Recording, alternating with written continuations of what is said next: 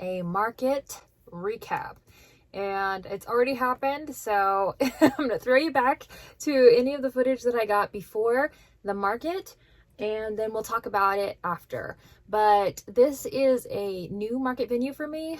I wanted to try something else out because the other one that I had signed up for on the same day, that location was just not working out for me well. So I wanted to try this new venue and just kind of see if it was any different. So let's see what happens during the market at the farm. Okay, so I am getting ready to go to Walmart to pick up Sharpies and zip ties because I have to get my displays ready for the market tomorrow, and I need to put those together so that they won't come apart. So that's what the zip ties are for. Not doing anything nefarious, just to clear that up. And the Sharpies I'm hiding from my children. I think I already mentioned that at some point. Anyway, yeah, so let's go get it. Okay. I got the goods. So, I found the zip ties. This is exactly the size I needed. At first, I only saw like the really long ones, and I was like, not liking that because I have to cut the ends off, and it just seems like a lot of extra wasted plastic. And then I got Sharpies. So a couple of these are going straight into my container that I bring with like all of my supplies. And then the others are going in a hidden spot that no one can find, hopefully. But hopefully I'll remember.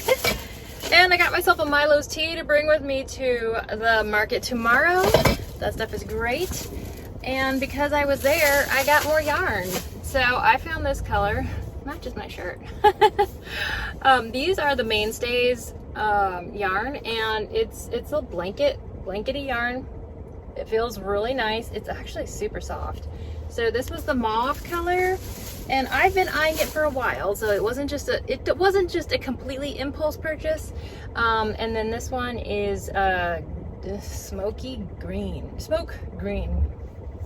That's an interesting color. It looks sage-ish to me, but I just thought that these two colors looked super pretty, and even though I don't have a very specific, I kind of do for this one, a specific pattern, I know I'll use them. So, all right, off we go.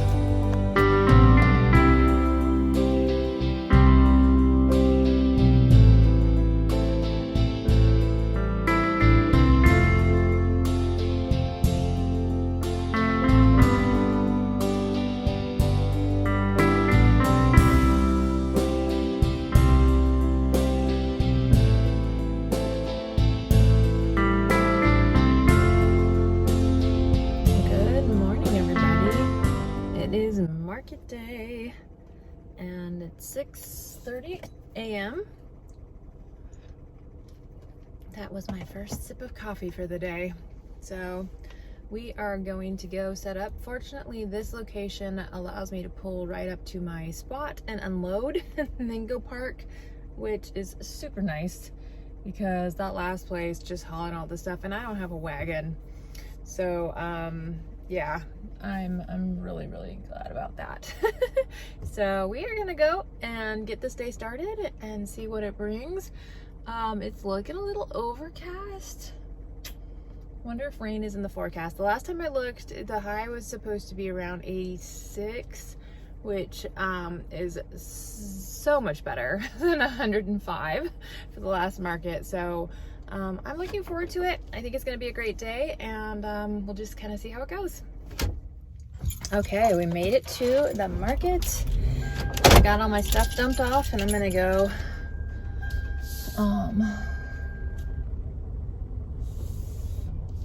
park. Sorry, there's already a vendor space mix-up kerfuffle that I was witnessing. So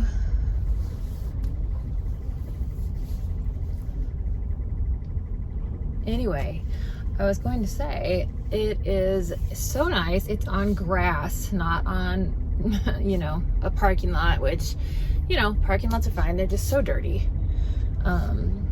So yeah, I'm super happy about that, because if stuff falls, it's not nearly as detrimental as when it's just a disgusting dirty parking lot. So we'll see how this all goes. It's looking like vendor parking is just everybody out here in wild space doing their own thing. So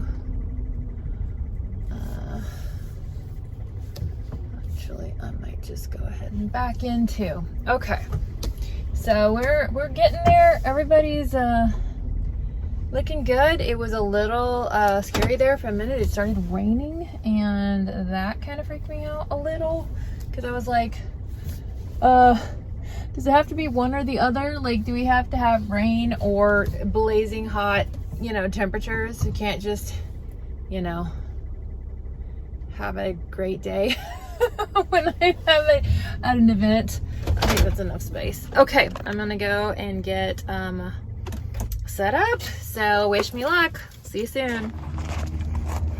All right, it is 8:18. I finished setting up in, you know, hour and 15 minutes ish, and I wasn't really super rushing, and that was from scratch with no pre-setup. Now I'm attempting to find a bathroom, because apparently there are like real restrooms. There is a porta potty set up, which I would really like to not use if possible. So I'm out here searching. It's my first time here, so we'll see what I find. But we've got 45 minutes or 40 minutes ish till the event starts, so hoping it's a good one.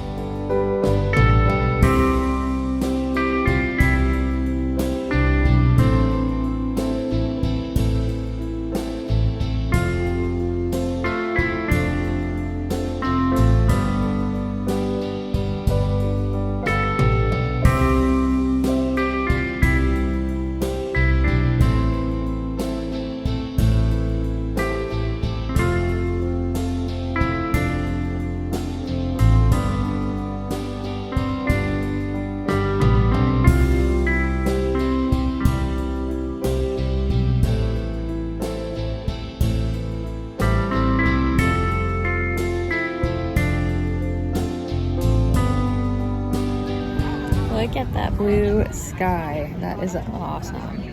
It is 10:50 something, so we're a couple of hours pretty much into the market. I've made 4 sales, not quite made my booth fee back, but I don't know. The foot traffic's really good, just not the sales. So we'll see what happens. Okay, it is 11:39 or something like that, and I have finally made my booth fee back. So we have, what, 2.5 hours left? So I guess it's all uphill from here, right? Okay, so I did not get any breaking down video. I didn't get a lot of video altogether. There was a booth next to me who had like friends kept coming by, and they were really chatty and talking, and it made me feel super awkward to be filming and stuff. So all I got was what I got, and I didn't get anything of post table. It got a little blustery right after, in the afternoon. The wind started picking up a bit, and that's very stressful, because the tent, even though I've got weights on it, you know, all of us vendors were like kind of hanging on to the sides of our canopies and stuff, because there were people whose displays were blowing over, and you know, it wasn't like a consistent wind. It was just every so often you'd get a gust that would just really, you know, blow through and cause havoc. So that was a little bit stressful.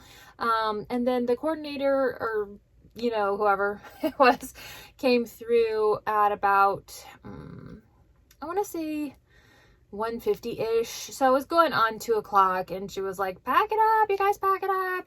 Don't let your tents fly away. I'm not chasing any tents. So that was the end of that one.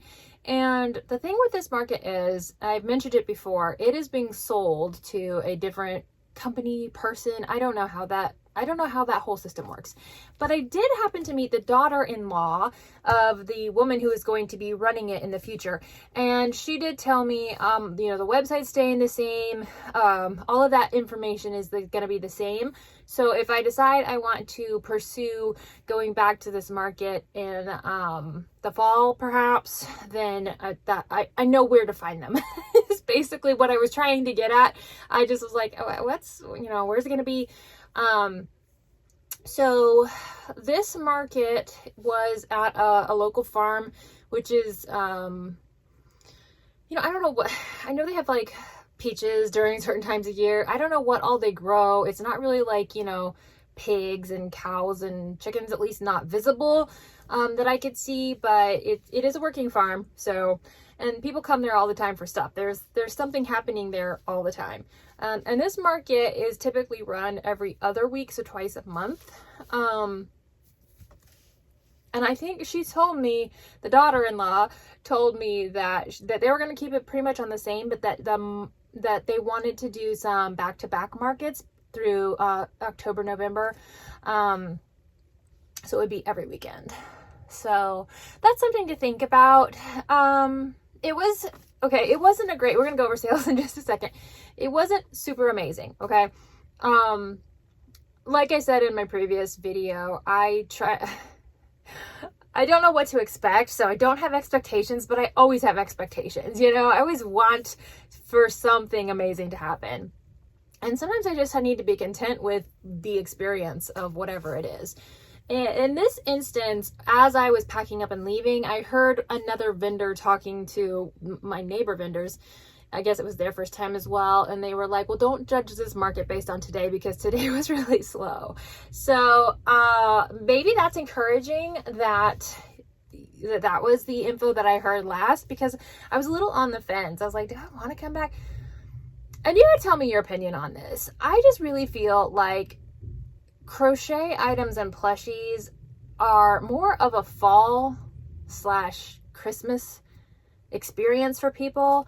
I'm not super experienced when it comes to markets, but I feel like it's always Christmas for me where it hits the biggest. And this spring it's definitely been a kind of meh, but the reason why I signed up for these events is because I wanted to keep crocheting. I didn't want to fall into a funk, which is what has happened before, and it worked. So that goal has been accomplished. But also, I would like for the events to be worth it, and to be worth the time, and also to be moving some inventory through, right? I want to keep crocheting. I've got plenty of supplies.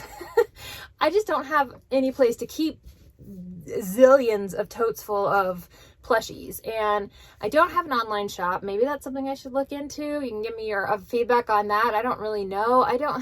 There's a lot that I don't know that I have the capacity for right now in my just, existence, daily life. So markets kind of seem like they would tick that box. I would be able to move some inventory out, but it's been slow this whole entire spring.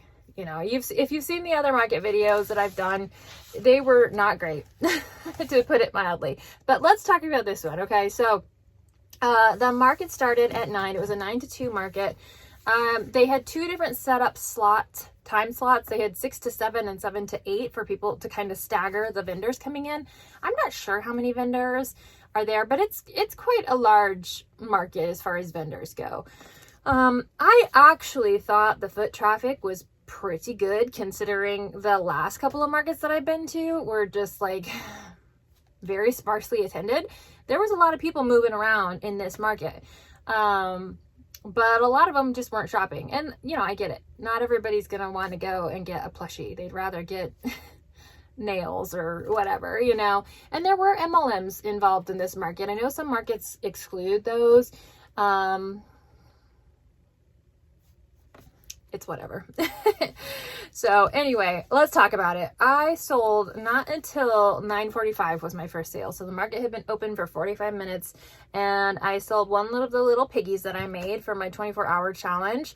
That was a $5 pig. And then I did sell an emotional support pickle. I haven't been making a lot of those because they haven't been moving. So I'm just kind of doing what I have with what I've got there. My penny inspired clown sold. So that was one of my big items. And I was really happy that that one got a home. And then I sold a chicken egg. The Penny the Clown was a $30 item. And that is a free pattern on Instagram. So, you know, I don't know, maybe it's a little overpriced, but I feel like for the size and the amount of work that goes into it, it's worth it. I sold a chicken egg for $10, and that was the crocheted egg, the free pattern by Oak and Marlowe.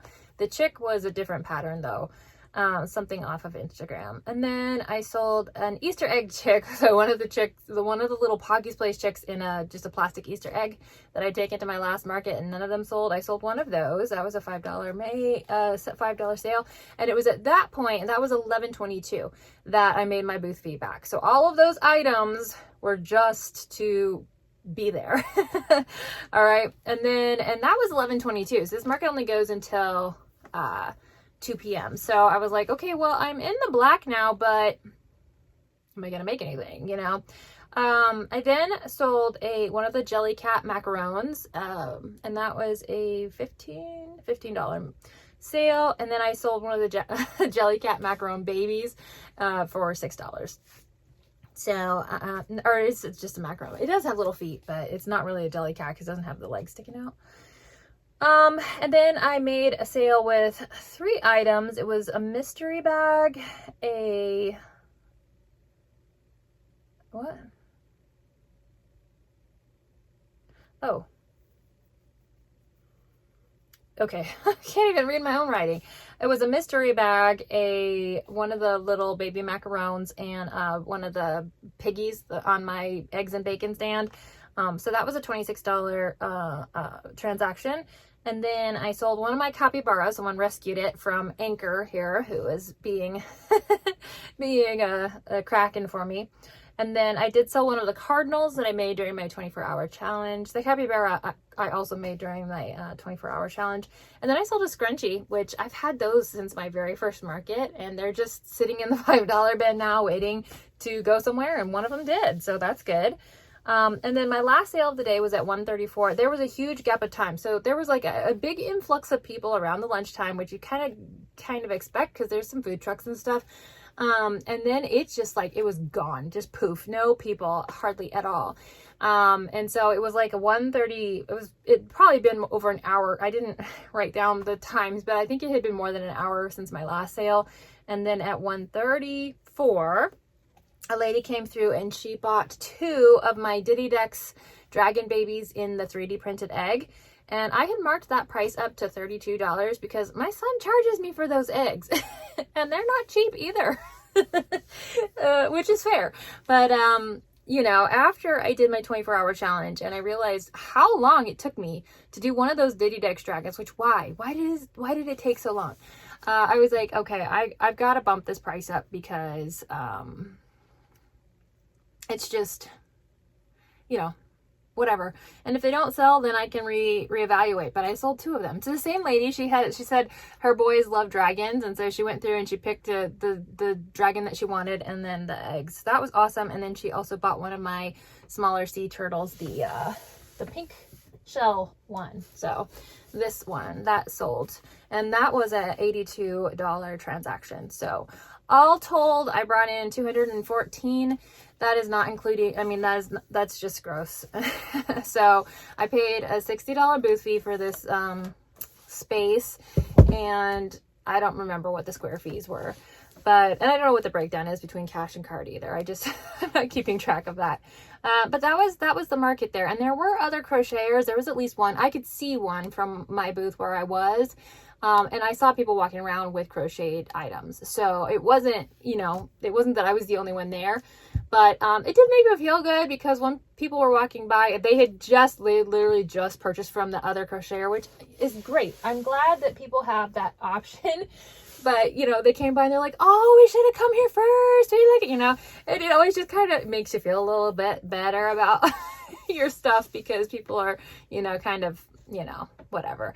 They're being fans. And then I had this gentleman come in, and he was just going on and on about he was so impressed with the octopus, and then of course the dragon. I had Solara up there. You can just barely see her tail right here. And yet I got a lot of comments on her. So that was good. She's definitely a showstopper. Definitely probably not something anybody will ever walk away with.